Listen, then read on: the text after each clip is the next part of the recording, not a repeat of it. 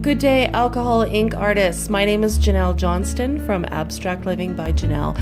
And as promised, I'm here today to give you a tutorial on infinity rings. So just to get started, what we have here today, first of all, is I have a 5x7 pre-cut sheet of photo paper. This is the photo paper that is from Costco. It's the Kirkland brand. I use the backside because it has a really beautiful resin coating on it, really light. That works so similar to Yupo that, when you're on a budget, this is a wonderful, wonderful alternative, because I know Yupo paper can sometimes be expensive. This works great. So that's the first item. Second of all is you're going to need some alcohol ink, of course. Today we're going to be using the Tim Holtz brand of rubbing alcohol. This is the color Stream. It's very dark and it's very concentrated. Third, you're going to need some rubbing alcohol. This is what I have purchased from my pharmacy section. And you need to get, whenever you're using rubbing alcohol in your alcohol ink art, you need to purchase something that is 91% or higher, otherwise you're going to get some very inconsistent results.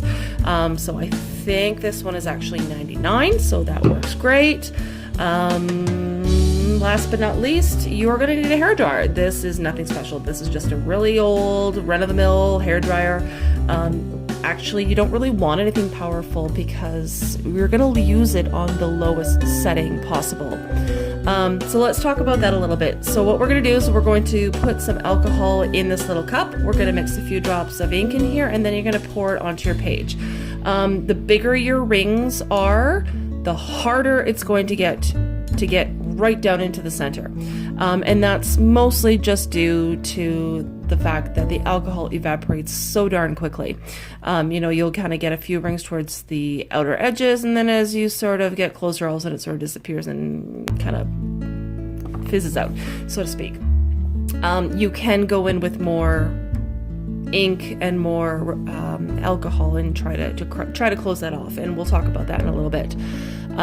But how this all works is that it's best to have a dilution of your inks, unless of course you're using a really light colored ink like there's like a light lavender color and a light peachy color. I can't remember the names off the top of my head. Those ones are really, really light and wouldn't necessarily require dilution, but definitely something with Stream, which is probably one of the darkest colors that you can get.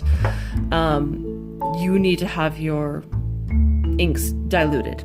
The more diluted they are, the more rings you're going to see, the more definition you'll see as we go along. So without any further ado, let's just go ahead and get started. When you're working with your hairdryer, you're not going to be pointing it directly at the ink pool that you've made. You're actually going to be working from the outside in. We'll talk about that more. I put about 1 milliliter of alcohol in here, which is really barely covers the bottom.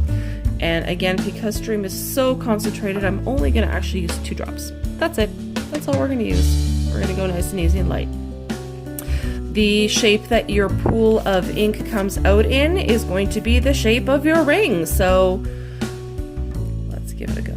All right. Okay. And I'm just going to let that sit for just a minute.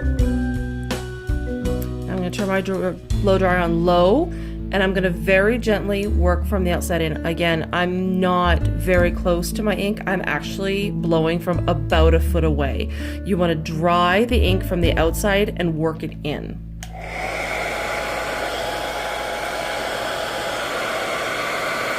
And you'll sort of see the pool move as I go around.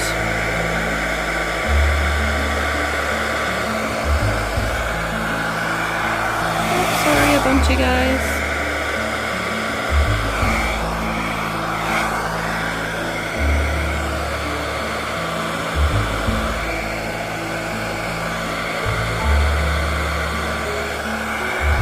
You want to make sure as you're blowing to just be really, really gentle.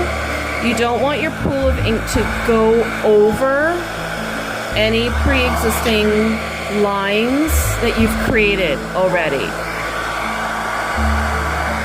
So already you can see here at the bottom. You see how I'm moving it away? I'm pulling and moving it away. get a little closer because it was a bit of too much of a space. Let's try working in a little bit from the edges. Looks like I got a couple of dust particles in there, but that's okay. They will definitely be less noticeable once it dries, so we can get rid of them. Ooh, I went over there a little bit on the far right side. I don't know if you saw that. It's going to get more and more concentrated as we get towards the center. And then all of a sudden, you're going to be like, oh my gosh, I've barely got any ink left. Yep, that's going to happen. And then that's when you really have to start working quickly. Like now.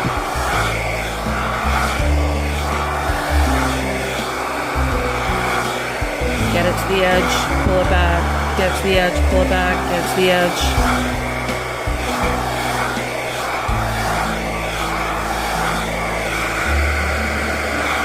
And I just got some little dusty particles in there that we're going to get rid of.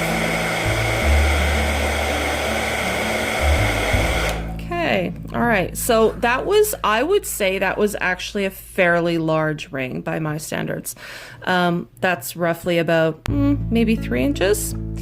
If you want to get further in there, then see if you can close that ring up a little bit. All you need to do is add a little more alcohol.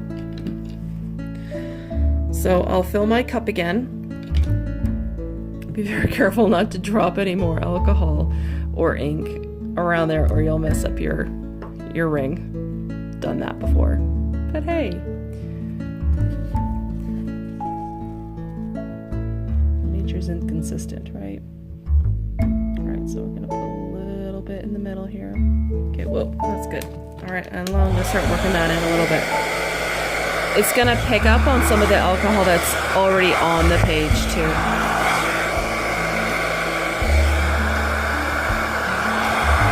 Getting a hard edge here because a lot of the ink is pooling on the edge.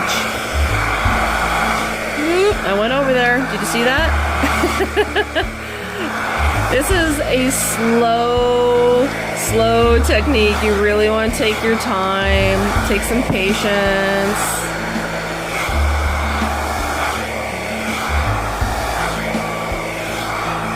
It does take time. There we go, we got some more.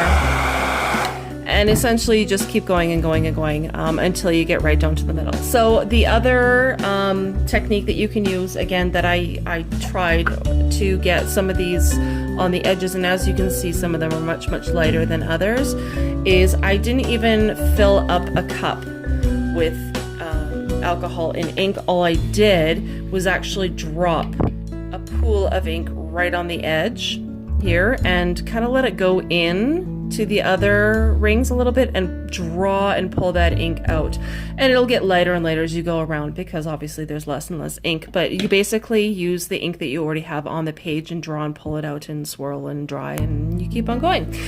So this is just one little simple technique that can be incorporated in so many different ways and so many different paintings. You can try multiple colors. Obviously whatever you mix in, the colors are going to mix together to create a new color, so keep that in mind. Whatever you put in is not the solid color that you're going to get because the inks are going to mix as they reactivate themselves. But I think it's a wonderful technique, and I can't wait to see what you guys come up with. I know there's some amazing, ingenious, creative minds out there, and I'm really looking forward to see what you guys can do. I hope you have a great day, and we'll see you soon. Bye.